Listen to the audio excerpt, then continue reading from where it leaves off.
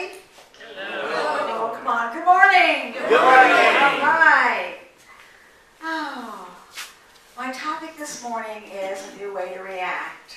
And I want to talk, this is a practical talk. This is an applied thing we're talking about here. Because we all have reactions at times that we regret. Anyone here not have that? Okay, all right, I'm in the right place. Some of us even recognize sometimes that there's a pattern to our reactions. No one here, of course, but we are likely not aware that we can save ourselves the trouble, or we are still caught in the cycle of blaming others for our issues, which can happen. You made me angry. You made me nervous, you know. And I've learned that nobody can make me feel anything without my consent. So this morning we're going to take a closer look at why we react the way we do, what the underpinnings are, and why there may be patterns of these reactions in our lives, and what we can do to let ourselves off the hook and upgrade our reactions to living in a place of more loving place of wholeness for ourselves. I want to tell a story that's one of my favorite stories, and it is the story of a seeker. He was seeking truth, and he heard of this guru, shaman, somewhere in the mountains of Nepal or somewhere way up in a monastery somewhere up on a mountain, and he decided to travel a long distance to go find this and study with this man.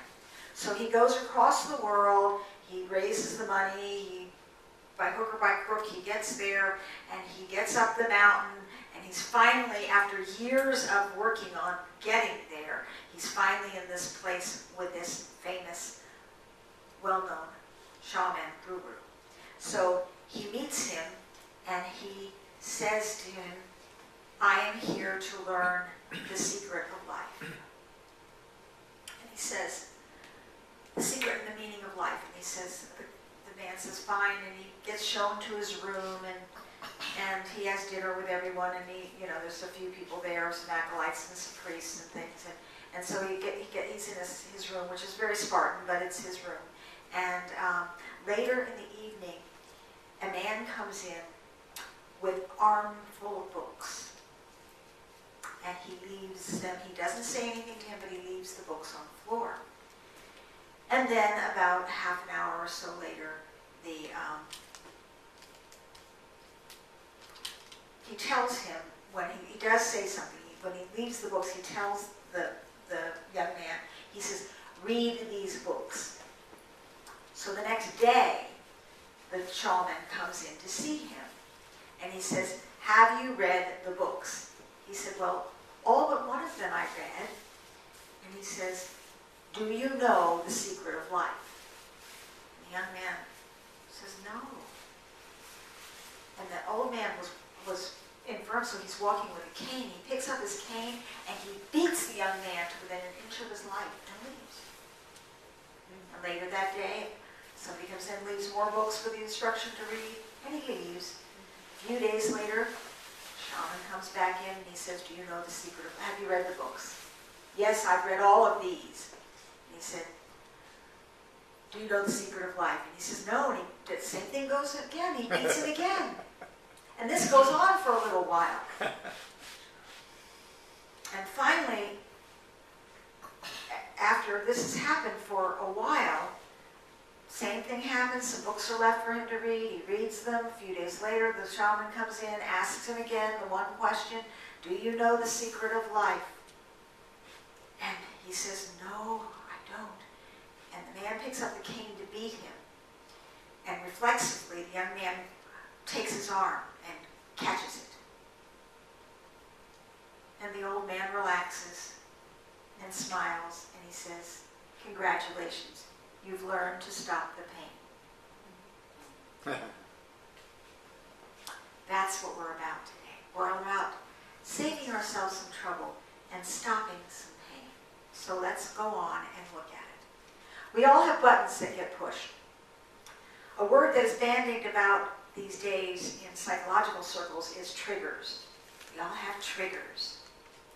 Okay, some of us know some of what they are, some of us don't know, have a clue, but we know that it happens. Now, what is a trigger? Okay, when your brain perceives that someone has taken something or plans to take something important away from you, then emotions are triggered. Doesn't need to be a tangible something, necessarily. You react with anger or fear, and then you quickly rationalize your behavior so it makes sense. Why did you get angry with me? Why did you scream at me? I did it because you did this. You know, whatever it is. Triggering an emotion is actually a complicated thing. It's a host of neural, biochemical, and hormonal reactions within us that are initiated by the brain based on what our brain, our mind perceives we emotionally need to be happy. In this context, needs are defined as unmet hopes, expectations, and attachments. We hope for, expect, or believe we deserved to receive whatever we feel we needed. I know that in the Eastern religions, in the Buddhism, they stress letting go of attachments to anything, attachments to needing anything. And that's not a bad thing to do. Some buttons that can be pushed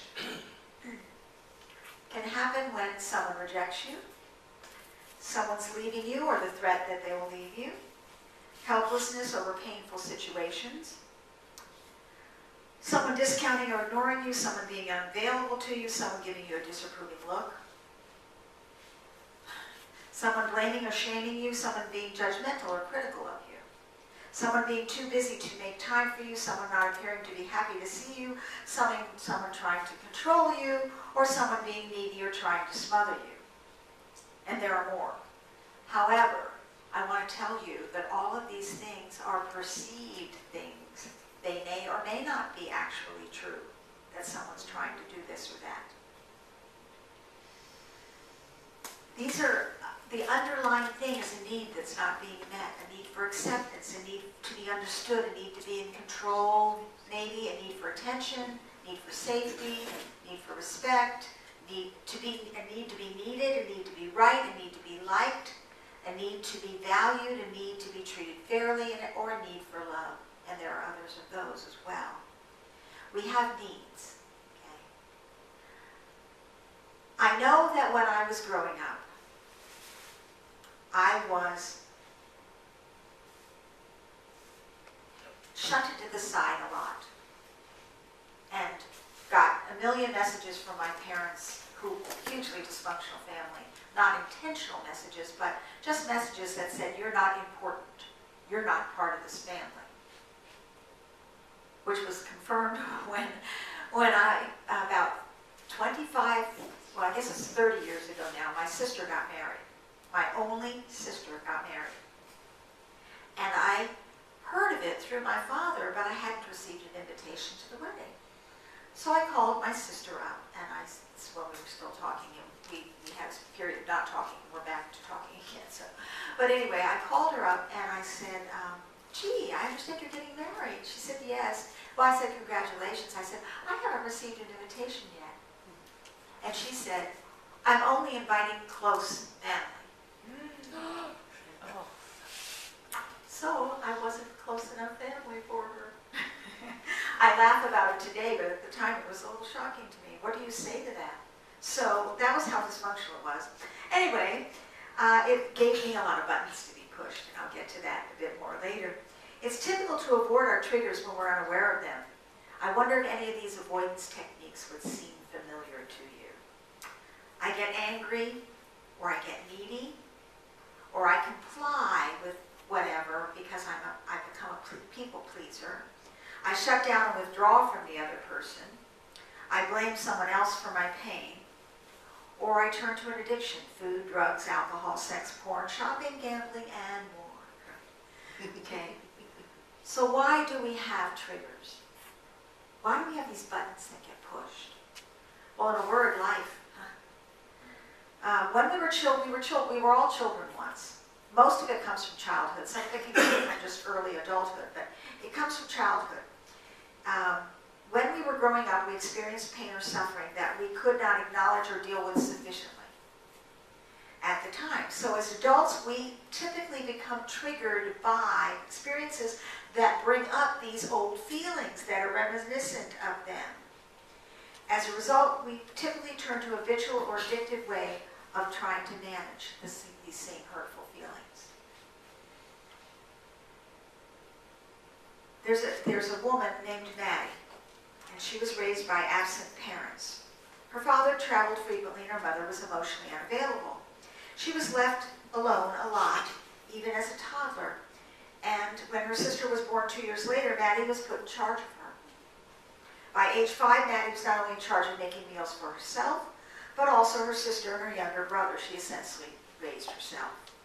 Today, Maddie is a competent physician, but she gets painfully triggered when someone she cares about isn't available. When she calls her daughter at college and her daughter does not return the call, Maddie gets upset and sometimes even tends to blame her husband, who has nothing to do with it. Until Maddie began to look at this, she didn't realize that unavailability is her trigger, and that she most often tries to avoid her pain by blaming her husband. She is now becoming aware of this, that it comes from a trauma of her childhood neglect, and so she's learning to compassionately deal with her inner child and help it heal and deal with these situations more reasonably. I know that I have a trigger at work. It comes up, and I'm working on it. I'm human too. And I work in a law office, and I'm the business manager, legal administrator, whatever you want to call it. I say I do everything that's not legal, but I do all the office management, personnel, marketing, all that stuff, bookkeeping, all of it, you know. And I have bi-weekly meetings with the owner of the firm. Now, she and I get along very well, except she's consumed by the legal work. And she also is owner, so she manages. However, what happens is it falls, she pushes it back. She doesn't like doing the management stuff, so she pushes it back. One, because it doesn't earn her any money, and two, because she doesn't like doing it. So I find meetings are either rescheduled, or they're cut short, or there are a million interruptions during it while she's taking a phone call with someone for business, or she's working with one of the paralegals to get something done, and it's back and forth because she has to review them. And our meetings are diluted a lot this way. It trips my trigger. And it trips the trigger because I'm getting the message again and again and again that what I have to say and what we have to do is not important. It's not important. I'm insignificant. And I'm realizing that now, so I'm working on dealing with it differently. Years ago, I watched a talk show. And in it, it was a feature about people who had serious phobic issues. Serious fears of spiders, heights, whatever it was. And they brought a guy in who had a solution, he said. And he wasn't a hypnotist or whatever, but he worked with a couple of these people over a short period of time, not a real long period of time. And the result was amazing. The woman who had a huge phobia of spiders was holding and petting a tarantula. The guy who was afraid of heights was on top of this tower, went up to the top of this tower with no problem. And so they had this guy on, and they were interviewing him. They said, "What do you do?" And when he was asked this, he said, "I showed them how to control their minds instead of letting their minds control them." And this is kind of what this is about, controlling our minds / emotions instead of letting them control us. I tell you, you're more powerful than, I say this a lot, that you're more powerful than you know. This is one of the ways in which you're powerful. Okay. ways to do this are to become aware of your feelings and allow yourself to grieve from the past hurts. To grieve. That doesn't mean dwell in the grief. It just means realize and deal with it and move, because grief has its stages. We get angry, we get resistant, we get sad, and then we get to a place of acceptance. That's the goal in grieving. So we can analyze the past and acknowledge the situations that trigger us, of course, and we can view the situation from an empowered person's perspective. We can see what that means to us. We can remove ourselves from a situation that's detrimental, certainly, and we can reassure ourselves. I'm valuable. I'm whole. I can deal with this in a better way. I can grow through this experience, whatever the reassurances are that are meaningful to us. The first step is to become aware of your triggers, to become aware of what buttons get pushed and what pushes them. And next, you recognize when the wave is beginning. Oh, I'm starting to react. Oh dear, oh dear, oh dear. And take some simple steps like stopping to breathe. I did that recently. I had the managing attorney was taped a television show, and she's phobic about being in front of people or on camera. And I saw her, they were having a dialogue and they were about to start the cameras, and I saw her getting tense. So I said, I'm on the opposite side of the room, I said, Carolyn, stop and take 5 deep breaths, because I knew that would calm her. And she thanked me because it did help calm her for the interview. And so we can do that and gain some emotional control, because we can learn to manage, not eliminate, just manage our emotions. Certainly the more destructive ones. As soon as you notice that you're emotionally reacting, you can shift your emotional state in order to think what the trigger might be. Here's a technique. Relax. That's the deep breathing thing. And detach. Try to clear your mind of those thoughts. You can center yourself by dropping your attention to someplace just below the navel in your body and feel yourself breathing. And because this helps to clear the mind. And then focus. It helps to choose a keyword, some keyword that represents how you want to feel or want to be in the moment. Love, peace, powerful, some kind of word that is meaningful to you, that helps you, that indicates what you want to be in the moment, and a keyword for you, and repeat it to yourself mentally. That's focusing on something else. And that actually helps outsmart your brain to do that. So, in a book called God Always Says Yes, Sue Siggy wrote this. She said, sometimes it seems we get lost in a small corner of life, as though we were to get lost in a closet of our house and be unable to realize that the whole house is just there. It's there, just beyond the door. We get lost in some little portion or part of life, sometimes in hurt feelings in human relationships, or in our bodies or in business. Life is onward and upward. Everything is being translated into something higher, and we must not get lost in a small part. We must realize the greater power in life. Our soul is never bound by any person, situation, or condition. Our soul is never tied to any particular time or expression. One of the things that's changed for me is the very act of preparing for this experience of talking before people. When I started out doing this, I was terrified. I was absolutely terrified. Because in my childhood, in my dysfunctional house, the messages I got were, you're not important, and the only way that I could be safe, because I had a volatile mother who was prone to rages, was to be not noticed. So my message to myself was, never draw attention to yourself. I'm going to be a minister and let people, and talk in front of people. What is that doing? That is drawing attention to myself. So I had to go through, I put myself through, from Friday night on, total isolation. Complete isolation. No phone calls, no going out, no talking to anyone. And I would have to withdraw that way, not because it took that long to actually prepare the text of my talk or the content of my message, but because I had to emotionally ready myself to get up there on Sunday. I did this for the whole time I was a minister in Maryland, and subsequently when I came to Florida for a while.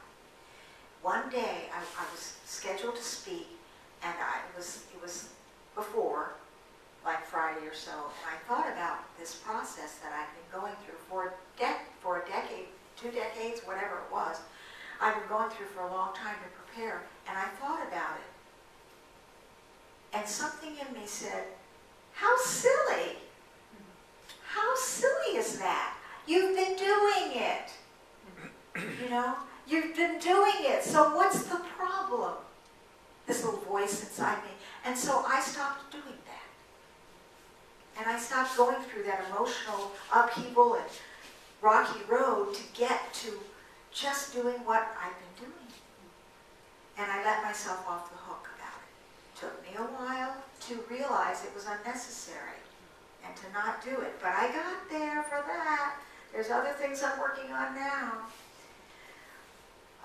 In a book called Think Again, Reverend Colleen McGilchrist, who I know, wrote this. She said, we are always just one thought away from peace, clarity, happiness, and right action. When you find yourself angry, confused, fighting in an unfriendly universe, you can remind yourself that you are the thinker. Many times just acknowledging that you are the thinker of thoughts instead of the thought will release you from the grip of negativity. Once released, your mind is free to experience a new thought, a better thought. We are the thinkers. We are not the thoughts we have. The ego gets a little confused and thinks it's the thoughts or the beliefs. Not true. And it's helpful to remember these truths. If we don't heal what has hurt us, we bleed on those who never cut us. Your value never decreases based on anyone's inability to see your worth. And I like this one. When we change the way we look at things, the things we look at change. This is how powerful we are. People act the way they do because they don't know any better. It has nothing to do with you. That person who cut you off in traffic is completely unaware of you. Probably minds that they did it, but sorry, but is preoccupied with something else. I like this one. Our days are happier when we give people a bit of our heart rather than a piece of our mind. I want you to know that you are worthy. You do deserve the best of everything. Every one of you here deserves the best of everything. It's up to you to believe it. It is true. So I invite you to do yourself a favor by pausing for a moment before you react, when you're tempted to react in an adverse way. Just breathe deeply and decide what you want to be and do in that moment. Invest in new habits of being. Let yourself dwell in love and peace and enjoy this life. It's the only life we've got. Just ask yourself, if not now, when?